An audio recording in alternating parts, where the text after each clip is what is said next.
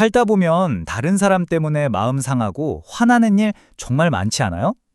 저 사람은 대체 왜 저럴까 싶을 때가 한두 번이 아니잖아요. 오늘 이야기해 볼 내용은요, 바로 이럴 때 쓸 수 있는 아주 사소해 보이지만 사실은 엄청나게 강력한 마음 사용법이에요. 이걸 알면 갈등은 줄어들고 내 마음은 훨씬 더 편안해질 겁니다. 자, 오늘 우리가 함께 떠나볼 여정은 이렇습니다. 먼저 너는 그렇구나, 이 한마디에 숨겨진 엄청난 힘을 알아볼 거고요. 그리고 이게 놀랍게도 최신 과학과 고대 불교의 지혜가 만나는 지점이라는 걸 보여드릴게요. 그 다음엔 수용과 판단이 우리 삶에 각각 어떤 결과를 가져오는지 확실하게 비교해보고요. 이 아이디어를 개인을 넘어 사회 전체로 한번 확장도 해볼 겁니다.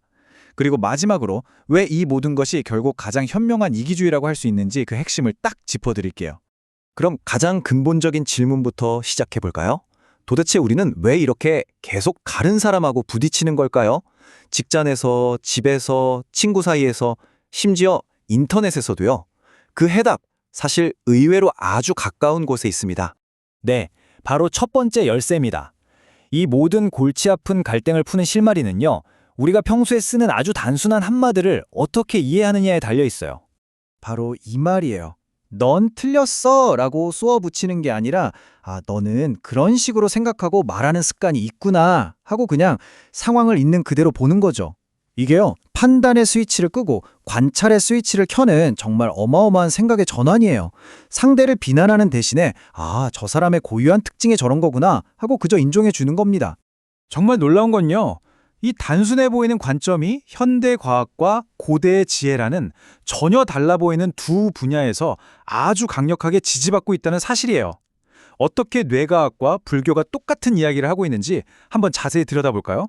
자, 기본 전제는 아주 간단합니다. 이 세상에 똑같은 사람은 단 한 명도 없다는 거. 우리 각자는요, 타고난 유전자와 살아온 환경이 버무려져 만들어진 정말 유일무이한 존재예요. 불교에서는 이걸 좀 더 깊이 파고들어서 나라는 존재가 사실은 몸, 느낌, 생각 같은 5가지 요소, 즉 오온이 잠시 모여있는 상태라고 설명하기도 하죠. 바로 이 지점에서 정말 소름 돋게 흥미로운 부분이 나옵니다. 뇌과학과 불교가 마치 약속이라도 한 듯이 똑같은 말을 하고 있다는 거예요. 뇌과학에서는 사람마다 경험이 다르니까 뇌의 신경회로, 즉 배선이 다르게 깔린다고 말하고요. 불교에서는 과거의 행동, 즉 업이 쌓여서 지금의 나를 만들었다고 설명하죠. 결국 저 사람 왜 저래가 아니라 저 사람은 나와 뇌회로가 다르게 연결됐을 뿐이구나 라는 말이 과학적으로도 철학적으로도 맞는 말인 거예요. 신경가소성이라는 말을 조금만 더 쉽게 풀어볼게요. 이건 뭐냐면요, 우리가 겪는 경험들이 말 그대로 우리 뇌의 지도를 바꾼다는 개념이에요. 자주 다니는 길은 넓고 단단한 대로가 되잖아요. 그것처럼 우리가 반복적으로 하는 생각이나 행동이 뇌의 물리적인 구조 자체를 바꿔버리는 거죠. 그러니 살아온 인생이 다 다른 만큼 뇌의 모양도 다른 게 지극히 당연한 겁니다. 불교에서 말하는 업도 사실은 굉장히 비슷한 개념이에요. 우리가 흔히 업하면 무슨 벌 받는 것처럼 생각하기 쉬운데 본질은 그게 아니고요. 아주 오랜 시간 동안 반복된 나의 생각과 말, 행동이 차곡차곡 쌓여서 만들어진 강력한 습관의 에너지라고 보는 게 더 정확해요. 지금의 나는 과거의 수많은 행동들이 빚어낸 결과물이라는 뜻이죠. 자, 그럼 수용하는 태도와 판단하는 태도가 우리 삶에 구체적으로 어떤 차이를 만들어낼까요? 이건 결국 우리가 매일, 매 순간 마주하는 아주 현실적인 선택의 문제입니다.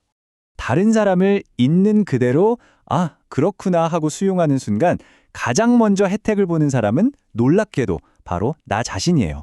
불필요한 분노와 미움에 내 소중한 에너지를 더 이상 낭비하지 않게 되는 거죠. 이건 내 마음의 평화를 지키는 일이자 미래에 더 큰 갈등으로 번질 수 있는 고통의 씨앗을 미리 제거하는 가장 현명한 자기방어 기술입니다.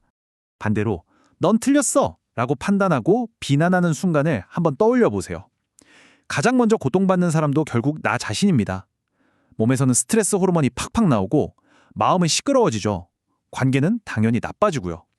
결국 그 부정적인 에너지는 부메랑처럼 돌고 돌아서 언젠가 나에게 다시 돌아오게 되어 있어요.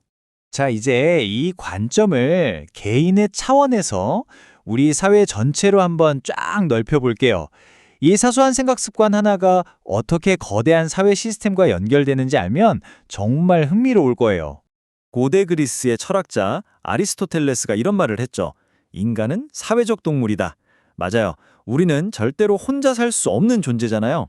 나의 모든 행동은 언제나 공동체라는 더 큰 무대 위에서 펼쳐지고 또 그 안에서 의미를 갖게 됩니다. 우리가 왜 법을 지켜야 할까요?